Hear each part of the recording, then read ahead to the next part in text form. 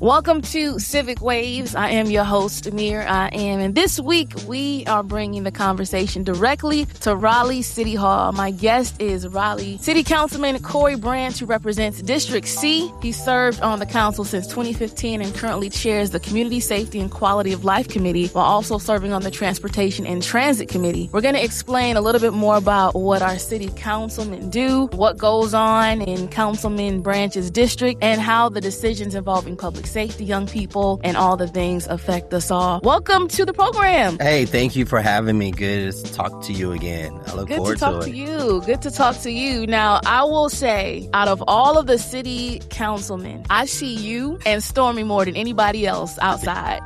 Like, y'all really be out here in the community. So first, I just got to give you kudos for that, for always being on the scene and not just far away so we can't touch you or see you. Definitely, thank you. I mean, I grew up here in Raleigh, so I always say it's not a part of the city I don't feel like I can go to. I just try to do what I can and can't make it everywhere. Yeah. This is not a sleepy town. This is not Mayberry. Right. So there is always something going on. Now, speaking of that, Raleigh is growing so much. Even since I moved here like 20 years ago. But just in that time, I mean, the growth has been incredible. And even since you've been serving, before we go ahead and discuss the individual issues and all the things, Right. Can you kind of break down what a council member does and So what you guys have the power to do? Because I'm sure y'all get a lot of messages like, this is wrong in my neighborhood. And, so break down what y'all actually do. So think of the council as the board of directors of a major corporation. So our goal is to set policies. So we set the policies, we approve the budget that our city manager implements. So we are technically part-time people, and we come together and we meet. Now it's almost 4 times a month, but at least 3 times a month to talk about different policies, different things, from the water you drink, the parks you attend, the buses that you ride, the response from fire, the response from police. We approve what someone can build from housing in one area. Can it be commercial in one area? We approve what can be built. We do not approve what it looks like. Okay. So we're not deciding what it looks like. We just say you can do residential here, or you can do commercial here, or you can have a mix between the two. So those are the things, high level of what we do every day. And so on a more like lower level, what else is included in that? Yeah. So what's also included is when a person says, hey, my trash wasn't picked up.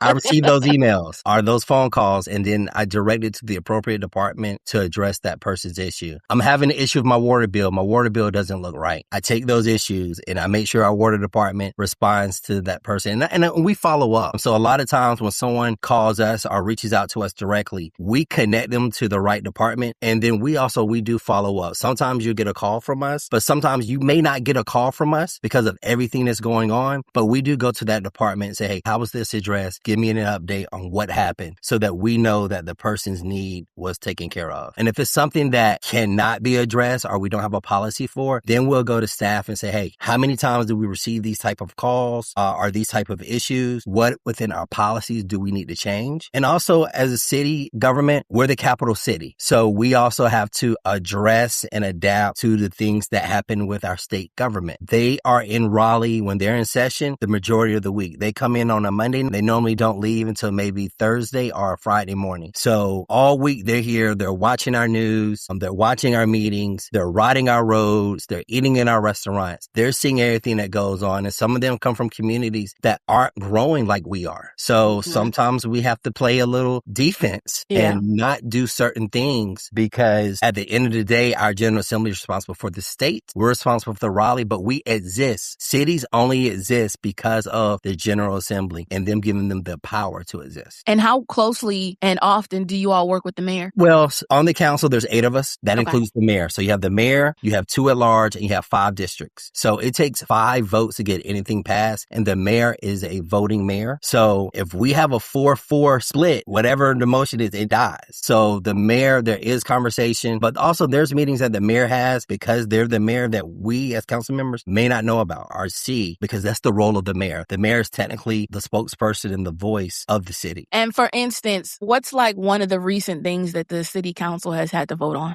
And we vote on zoning cases all the time. We voted recently to give direction to our city attorney to look at a curfew and what policies that may need to be implemented or not implemented from that standpoint. We just back in June, we voted on the new budget. And within the new budget, that include funding for our different departments as well as our city staff. So every meeting now, we're always voting on some zoning case. We probably have at least 4 to 5 zoning cases per meeting, and that's within 2 meetings. So you're talking in a month's time, 10 zoning cases. We're a city just over 500,000 people. So in District C, I have over 100,000 residents that I represent. What area is District C? So I have half of downtown. So if we take Salisbury Street and head east towards Knightdale, I also have, anyone knows, Ironworks off of Atlantic Avenue. Also, I have part of Capitol Boulevard up to Old Buffalo Road heading east. So I'm on Capitol Boulevard. I am going past Brentwood, where you get to the McDonald's, right where you get to the new, I think there's a new Dunkin' and a new Chipotle on the left side. I'm on the right side. Okay. I also have down Hammond Road going towards Garner. So communities, I tell people, Shaw and St. Algar in my district, Wake Meadows in my district. I also have Barwell Community Center, and I have Lions Park and Chavis. I have what people know as Raleigh North. I have Enloe and Southeast Raleigh High Schools in my district. I have Carnage and Ligon Middle Schools in my district. Vernon Malone High School is in my district. So to give you an idea, I have a very diverse district. Morris Square Middle School is also in my district. So it's very diverse. Haddingham and Mordecai are also in my district. That's big. That's a lot. Yeah, it's a lot. It's a lot of competing ideas and thoughts. So that's why I tell people I represent District C. Born and raised in Southeast Raleigh, but there's parts of my community that says I'm not in Southeast, I'm in East Raleigh. So whenever you hear me talk, to be inclusive of everyone, even downtown, I always say District C. That makes sense. What do you feel like are some of the concerns that you're hearing a lot right now from residents from your district? They run the gamut from activities for our youth to go out and do things, from development, people say is pushing me out, from older homes and new homes. The new homes look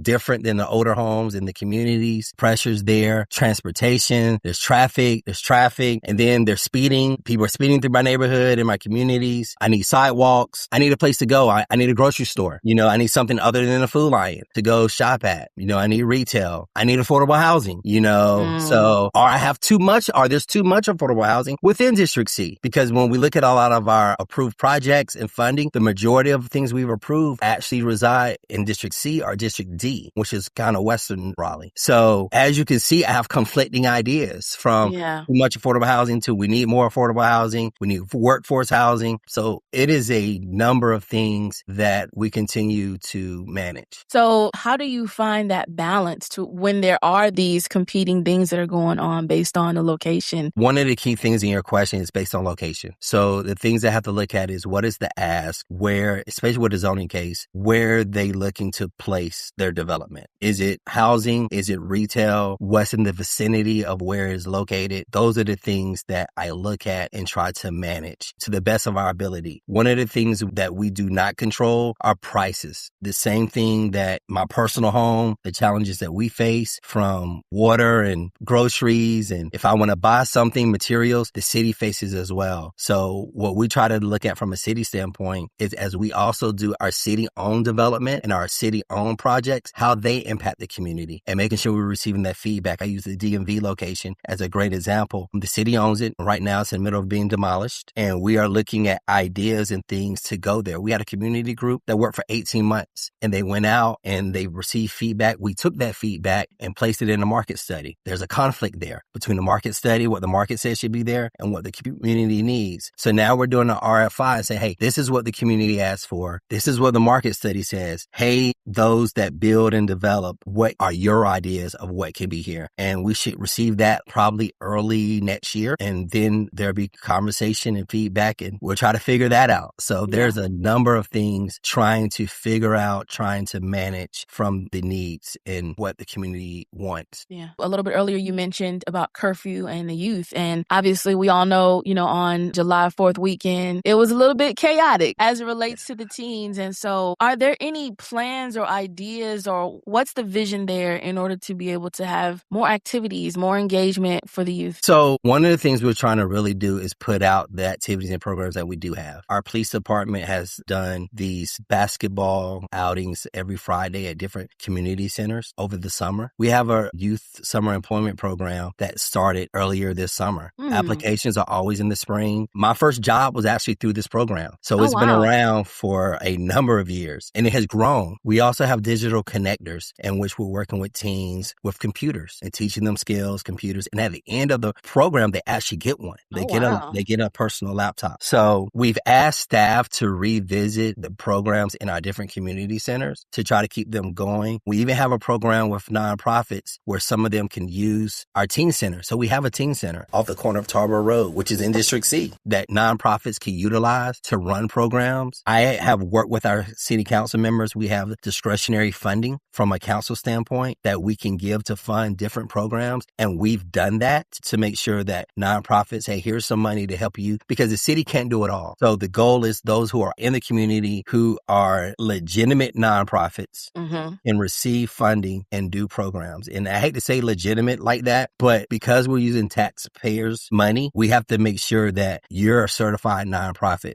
that by the state and receiving those fundings. So when we talk about our youth and our programs, I'm really driven towards, what are some activities? We have a youth council that a lot of people aren't sure if they're really aware of, that we're looking to. I've never heard of it. So yeah. So the Raleigh Youth Council's teenagers run it. The only thing our staff does is support it, and it runs through Parks and Rec. So we're continuing to work and help programs that are doing things in the community. That's good information. And I think that a lot of parents that are listening right now may not even be aware of all these things that are out here for the teens to be able to gravitate towards. And you can always go to our city website or call us at the city, 919-996-3050. It'll come to the city manager's office and let them know, hey, this is what I'm looking for my young person. What do you have? They'll connect you to the appropriate department based upon your ask and your request. That's fair. Now, you had also touched on transportation briefly. And can we expect any type of updates with transportation? Because traffic is really we full, y'all. Raleigh is full. North Carolina is full. Are there any updates or developments that are coming that we can expect, or anything that y'all are working on or battling over right now? So have you driven down New Bern Avenue recently in Raleigh? So towards the Wake Med area, but not further down. Okay. So if you say Wake Med and come in towards Raleigh, you will see orange and white barricades and things. We have started construction on Bus Rapid Transit. It's a dedicated bus line to get buses up and down, running every 10 to 15 minutes so that we can help move people. The bus will continue out to the Walmart in traffic and come back. We're also looking at, there is a southern leg that will be going to Garner that hopefully sometime in the next year and a half, construction can start on. There's a western leg that probably in the next 2 years going to Cary. And then the northern leg is probably a little further out. It's probably about 4 years out before construction starts. So that is some new infrastructure and designs. But at the same time, we're trying to fix our existing system. So we are looking at improving the frequency of buses. We have a lot of routes now that run every 15 minutes. So running every 15 to 30 minutes, just go out, the bus will come. Of the 39 routes that we have in the city, actually I think it's about 43 now, 43 routes that we have that run throughout the city that Raleigh manages. About 15 of them touch my district in some way or another. They come through it. And with half of downtown, actually the Go Raleigh station is in District C. Hey, the governor's everything in District C. The governor's mansion is in District C. Every time the governor comes in office, I say, hey, welcome to District C. Yeah. So, that tells you, again, we talk about diversity, but also that connectivity that is there and that opportunity. I feel the biggest thing for council is to create opportunity. And that's one of the biggest things I've always tried to do. That's why I work and we enlarge our digital connectors. When I was first elected, it was 15. Now it's 30 kids. Our Raleigh Summer Youth Employment Program has enlarged. There's an ambassadors program that works throughout the year. There's a college internship that works with the local universities. So even once you go off, say you're a Raleigh native and you go to college locally, we also have an internship program for anyone that's interested in local government that you can work with the city and things of that nature. But it's about creating the opportunity. And so as much as I can share and tell about the opportunity, that's what I'm for. Absolutely. Now, you mentioned also the budget. There were some increases when you guys were working on it in the property tax. People don't really like having to pay more taxes. So I'm sure it's always a struggle when you guys are working on the budget. What all is important for you to be able to incorporate where you might see a little bit of an increase, but what the value is of it? So there's different parts of the budget to try to help people understand. There are things that we have that are called enterprise funds. And within the enterprise funds, those are departments that the money that comes in covers that area. Close to a little bit, half our budget is enterprise funds. So our budget, I'm going to do easy math, make it simple. Yeah, so please. say our budget is $1 billion.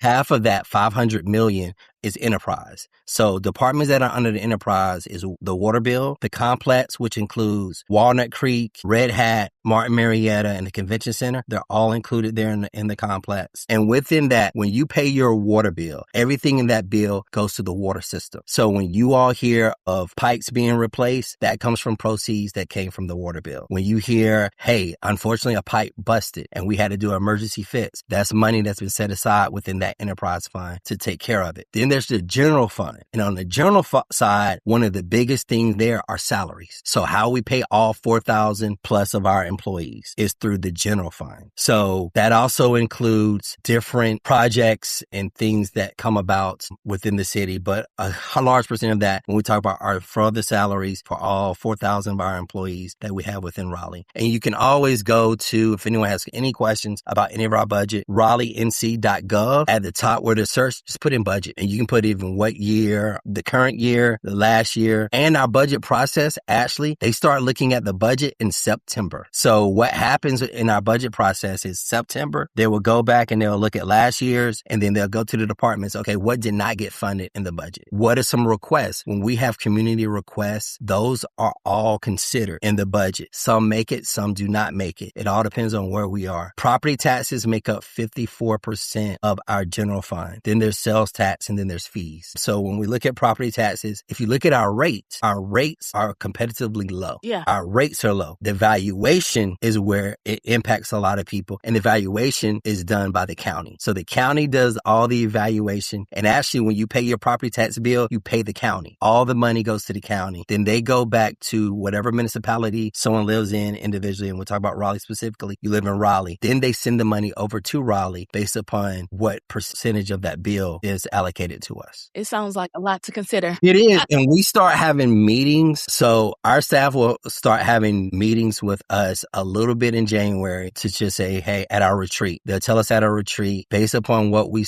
are seeing and projecting from property taxes coming in, this is how much money we'll be able to work with. And then they'll say, this is what must be paid for. And then we look at what's needed and then what's nice to have. And the nice to have list is probably like 2% of the overall budget. A lot of what we're paying for right now is what's needed to keep our city going and to manage the growth that we're having. Now, speaking of the growth, where do you see Raleigh in like the next 5 years? What are some things that you envision and some things that you would just like to see? Well, one of the things I would like to see is something that we can't legislate, and that's just a community working better together. I would love to see people thinking about the big picture of our communities and how, if we say we want our youth to be successful, what images are we portraying? If we say we want our young people to know how to manage conflict, how are we handling conflict as adults? When we talk about social media, they watch it, they see it, you know, and if they don't see it, their friends see it and they're showing it to them. So one thing that I always say growing up here,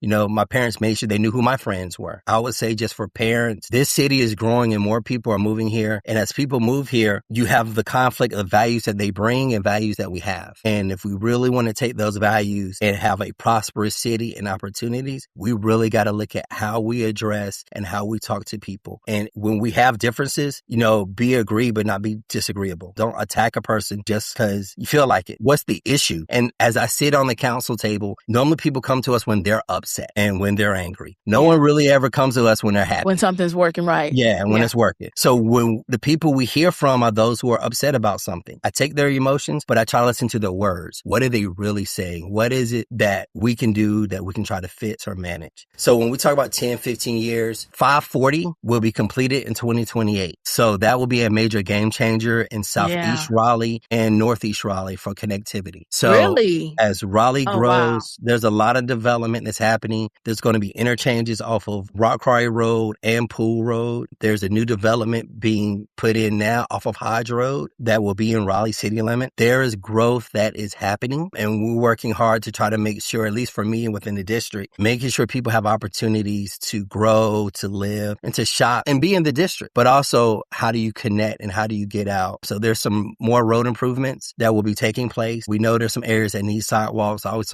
think about Sunnybrook Road from Pool Road to Rock Quarry Road, improving that infrastructure. New Hope Road from Old Pool Road to Rock Quarry Road, improving that infrastructure. These are the things that we constantly talk about and try to manage, as well as making sure we don't forget about the old pipe and and sewer infrastructure that we're replacing. When we do the project for BRT, everyone knows about BRT and the buses, but at the same time, we're going to be replacing pipes that are 75 to 100 years old that are in the ground. Those need to come up out of there. Yeah, they're coming out. Let me ask you this about affordability. A lot of people are struggling right now. It's hard, whether it be grocery prices, utilities going up, rent. Are there any programs or anything that can help those that are listening right now that the city has available for them? So there's a couple things that we can control that we do have available. Like I take our water bill, for instance. We have payment plans that people, if they have challenges with those bills, that they can go on. But we also have assistance programs where if someone needs assistance based upon their income and everything, and we qualify that through the county, they can get assistance, financial assistance towards their water bill within a calendar year to help them and to assist them in paying for that. We're also looking at what we can do within our small business development to help those that have their own business, want to start their own business. I've asked staff to go back and revamp that, look at that program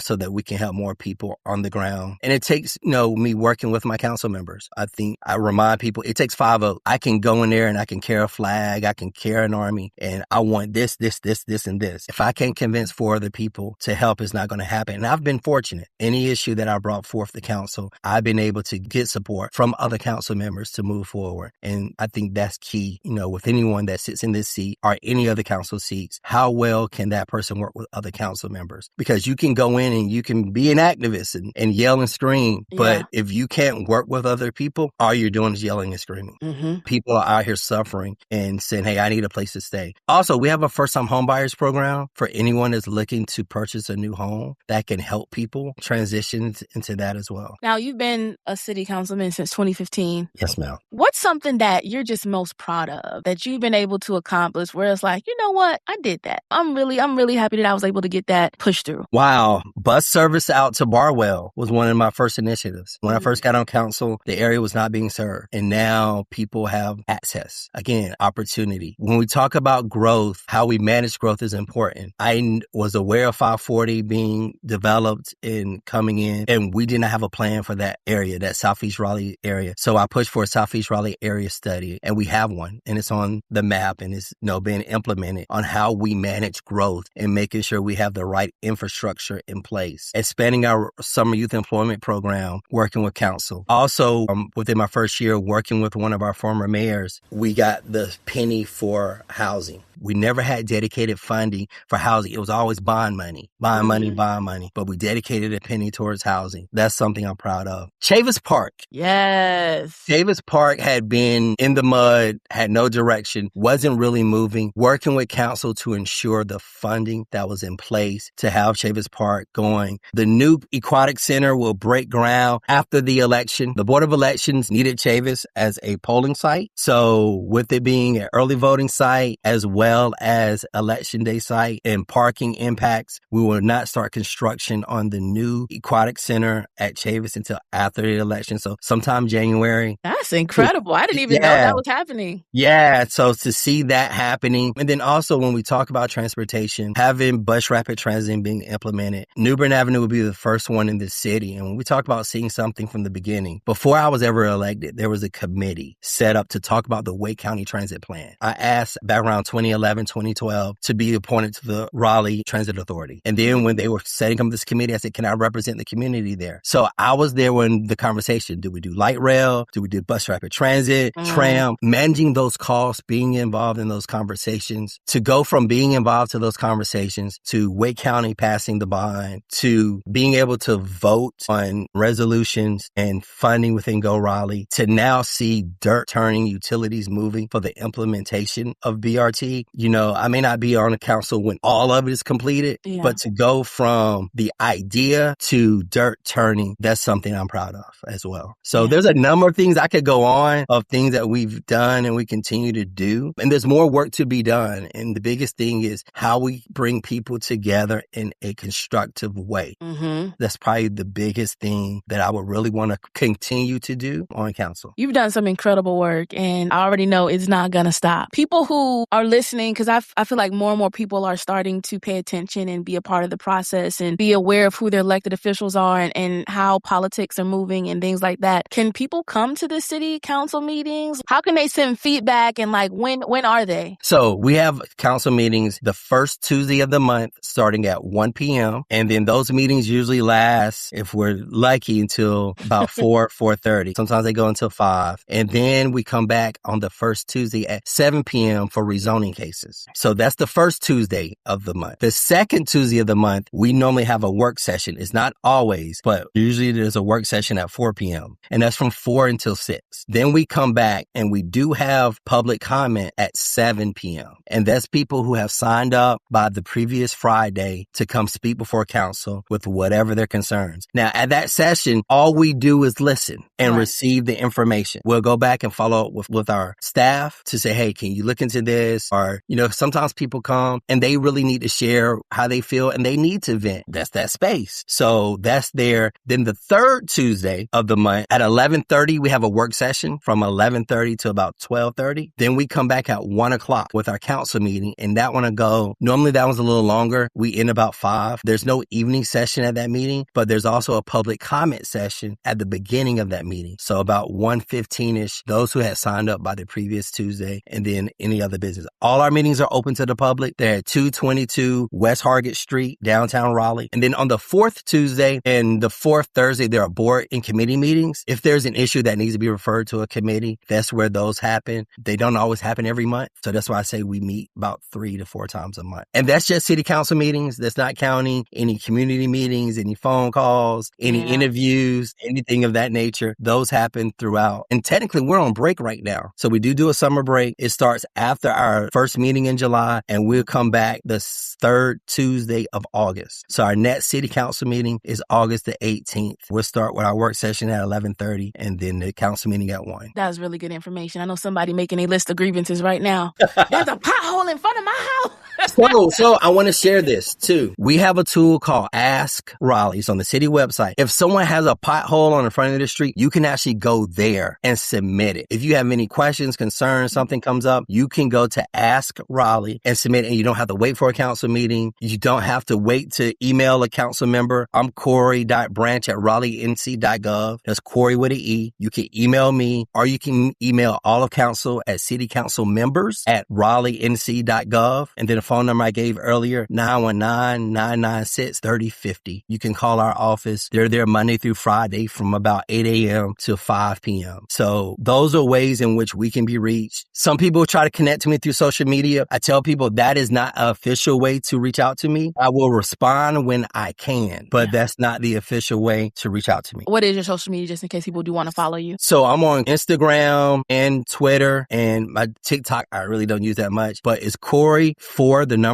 District C. There's Corey 4 District C. And on Facebook is Corey Branch, Raleigh City Council District C. That's the public facing page. My personal page is private, but I have the public facing page that's out there that I can be reached through as well. This is great, very informative, and such a wealth of information and knowledge for people who want to not only become involved in the process, but just find out more about how things work and who's in charge and who they need to be reaching out to. I do want to throw in one last question. What's up with the city in Dreamville? Like, what's happening? So Dreamville is operated and managed by J. Cole and his team. So we're open for it. We're ready for it. But Cole's on tour. Yeah. So we have to work around his tour dates. So when J. Cole says Dreamville, I mean, we're still ready. There's still a contract. It's been a year contract, but there's still the conversation about it coming back. We want it back. We're ready for it. Yeah. But again, I would say reach out to Dreamville. I would say, hey, y'all the radio station. Y'all reach out to Dreamville. You can tell them the city of Raleigh is ready. We are not a hurdle or a burden. We're ready to work with them when they are ready to return. Okay, that's fair. We have had with us Raleigh City Councilman Corey Branch, who represents District C, which is basically all the cool areas in Raleigh. Yeah, pretty much. We truly appreciate you stopping through Civic Waves. Yes, thank you for having me. Thank you for the work you do. You mentioned you see me out, but in order for you to see me out in the community, that means you're out in the community. So thank thank you for what you're doing and what you and the station continue to do. You know, I grew up with 97.5 and FOTC and the light. And also, I want to take the time, my condolences, because y'all lost a member recently of the community from 97.5 and Radio 1, the thrill, Thomas Hill. But I definitely want to say, you know, my thoughts go out to their family and prayers. And, you know, let's keep going. Let's keep doing this. We're in this together. That's what it's all about. If someone doesn't get anything else from me, get that we're in this together. And it's going to take all of us. It's going to take all of us. And we appreciate your leadership and all that you've done. We've had with us Raleigh City Councilman Corey Branch, District C. Thank you so much for joining us. Thank you. And thank you, the listener, for joining us for another episode of Civic Waves. I'm Mir.I.am. You can follow me everywhere at Mir's Empire. That's MIRS Empire. Until next week, stay engaged.